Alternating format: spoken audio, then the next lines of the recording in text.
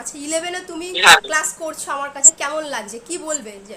হ্যাঁ ম্যাম, সত্যি খুব ভালো লাগছে আপনার কাছে ক্লাস করে, কি বলবো, এক কথায় অসাধারণ। মানে এরকম তো অফলাইনে অনেক টিচার আছে যারা মানে মক টেস্টই নেয় না। মানে আমি অনেক পার্সোনালি টেনে অনেক টিচারের কাছে পড়েছিলাম যারা মানে শুধু পড়িয়ে যেত। শুধু পড়ালে তো চলবে না, আমি কি করে বুঝবো যে আমি কতটা কি শিখছি না একদম। শিখছি, নিজেকে কত ইমপ্রুভ করতে পারছি। মক টেস্টটা ভীষণই জরুরি।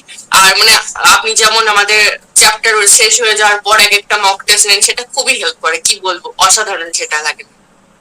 মানে মক টেস্ট চ্যাপ্টার না ওয়াইজ হলে নয়, তোমাদের কখনোই। টপিক ওয়াইজ হয়, মানে একটা করে টপিক শেষ হ্যাঁ হবে তারপরে সেটার মক টেস্ট। হ্যাঁ ম্যাম, হ্যাঁ। হ্যাঁ। মক টেস্টটা অবশ্যই অ্যাটেন্ড করা উচিত, আমি যেটা বলবো।